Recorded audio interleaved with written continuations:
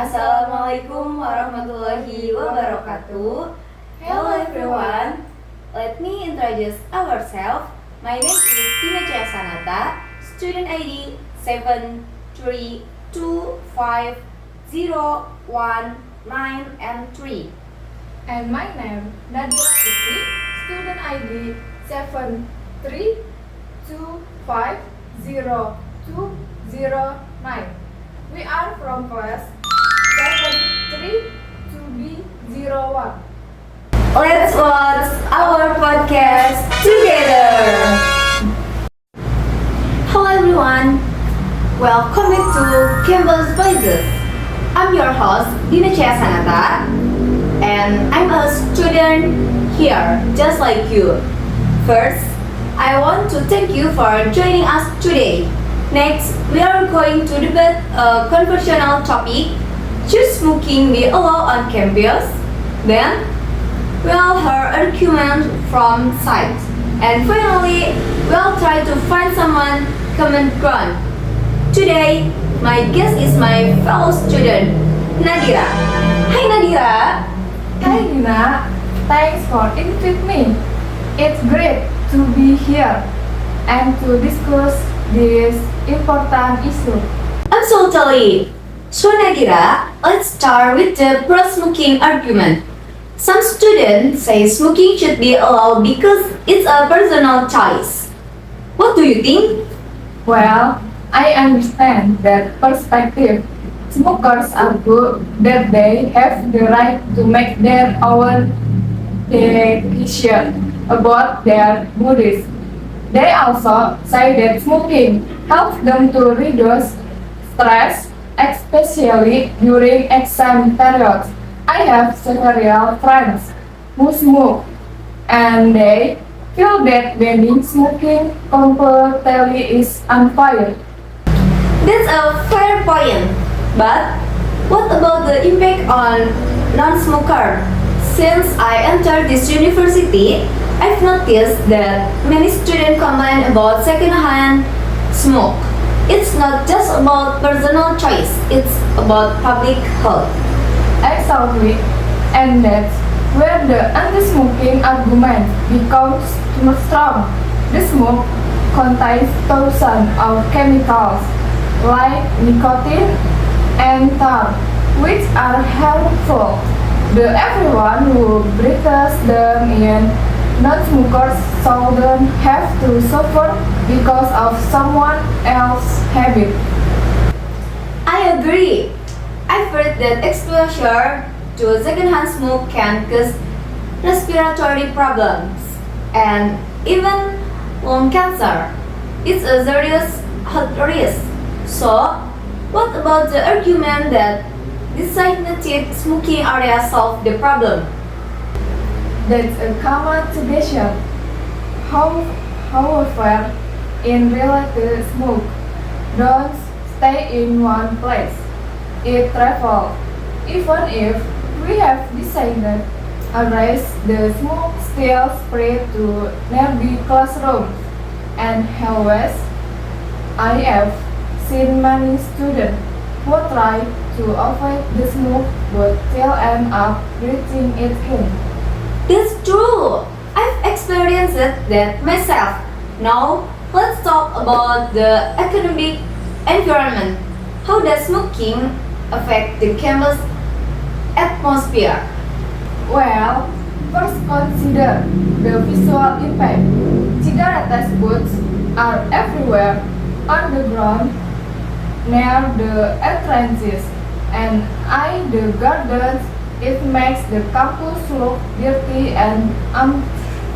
Next, think about the smell. The odor of smoke clings off to clothes and bakes. Then remember that a university is a place for learning and health. To create a healthy academic environment, we need to promote wellness, not harmful habits. And finally, set a good example for the community. Those are strong points. So, what would you say to a smoker who argues that banning smoking violates their personal freedom. I will say that personal freedom and when it harms others. You have the right to smoke, but you don't have the right to force others to inhale your smoke. A study from the World Health Organization showed that there is no safe level of exposure to secondhand smoke. This is not just an opinion, it's a scientific fact. That's a powerful argument. Now, what about the stress life argument? Many students say they need cigarettes to cope with academic pressure. I understand that stress is real, but there are healthier ways to manage stress. For example, students can try exercising, meditating, or even talking to a counselor. The university has provided free counseling service for students who need them since the beginning of the semester. They have offered workshops on stress management. Smokers should consider this alternative instead of feeling of cigarettes. That's a good suggestion. So, to summarize, you believe smoking should not be allowed on campus? Yes, I do. To protect the health of all students and staff, we need to implement a strict smoking policy. To success, we also need to provide support for smokers who want to quit. It's not about punishing smokers. It's about creating a safe and healthy environment for everyone. Well, Nadira, what if a smoker feels that they are being treated unfairly? How should they express their concerns? They can make a polite request. For example, they could say, "Could you please consider creating more designated areas?" Or what you mean if we discuss the issue with the student council? It's important to communicate respectfully, and if they feel frustrated, they can simply say, "I apologize if I sound upset, but I feel my voice is being heard." That's very mature. Now, to all our listeners, what do you think? Should smoking be allowed on campus? Let's think about it. First, consider the health risk. Next, think about the impact on the environment. And then, evaluate the academic atmosphere. And finally, decide for yourself.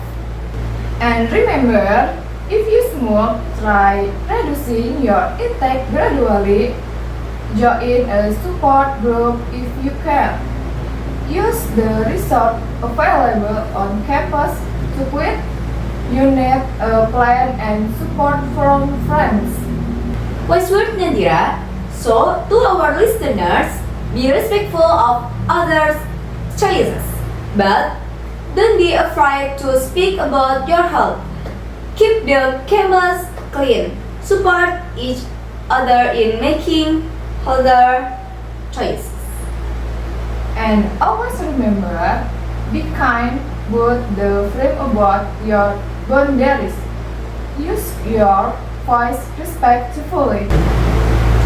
That's all for today, Campus Voices. Stay healthy, stay respectful, and see you next time.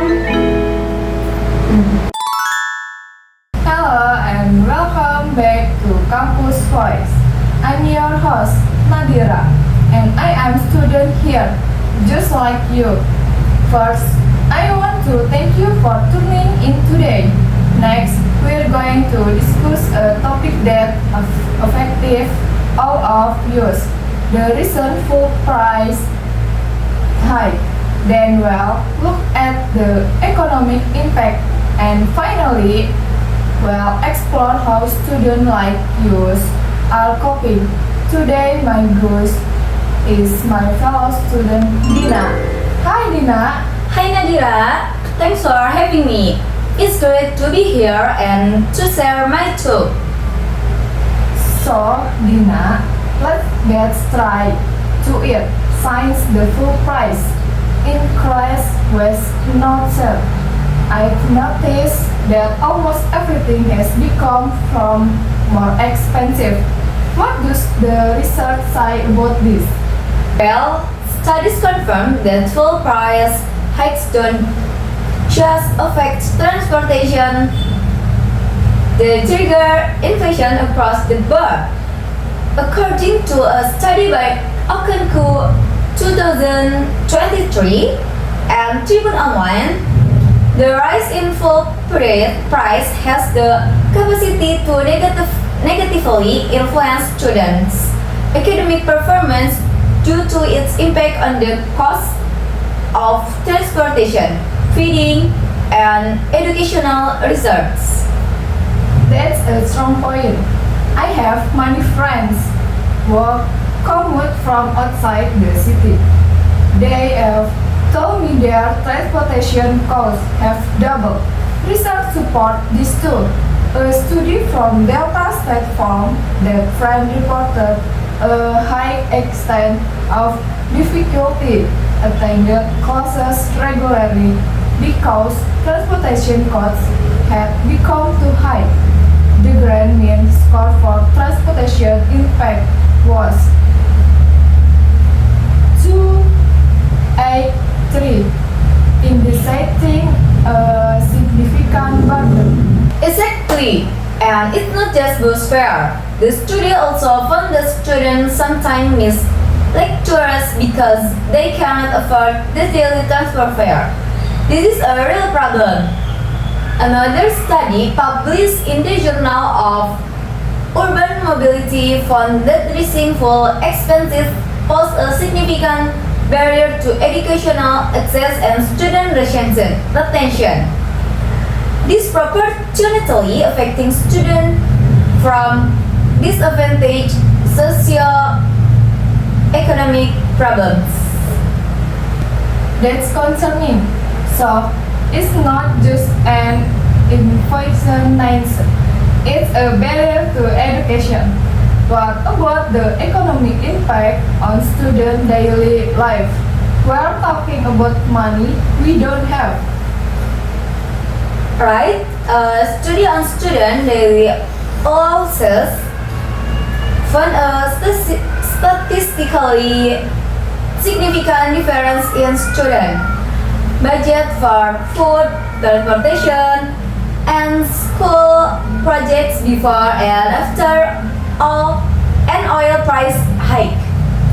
The school project budget actually saw the highest percentage increase at 57%. This means students are spending more on basic needs and academic supplies, leaving less for other things. That makes sense. And this creates a ripple effect. I've heard of students having to choose between buying textbooks and paying for transport.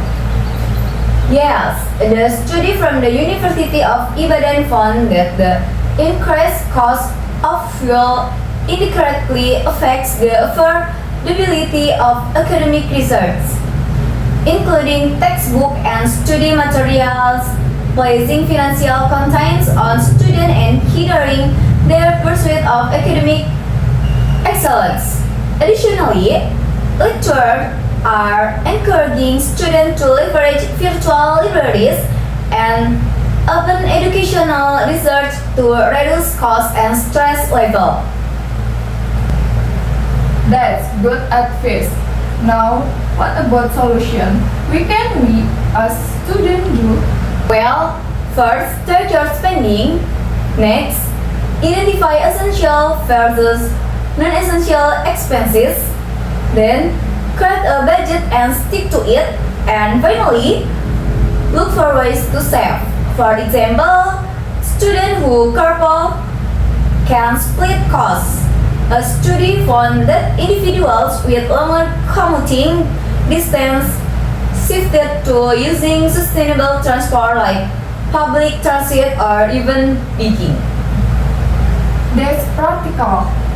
But what if you need to ask for help? You can make a polite request.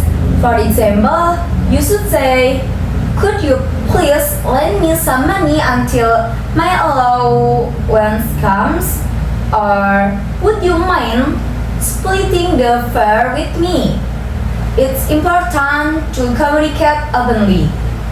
And if you are late to pay back, just say, "I apologize for the delay." Those are good tips. Dina, do you think the government has done enough to help students? Honestly, but not really. The government has provided some subsidies, but it hasn't reached all the people who need them. The research recommends that the government establish a subsidized transportation program for students, possibly through a student discount card system. I agree. We need more targeted support to create a better solution. University and governments need to collaboration to success. Policy must consider the student perspective. So, to our listeners, remember you're not alone. Save where you can, budget with yourself, and don't hesitate to speak up about this issue. And if you are feeling stressed, try using the research available, like counseling or academic support. Join a student group to advocate for better policies. This situation teaches us to be resilient and careful. With word, Dina. Thank you for sharing. That's all for today. Campus Voice. Stay strong, stay smart, and see you next time. Bye bye. That's all from us. Thank you, and see you next time.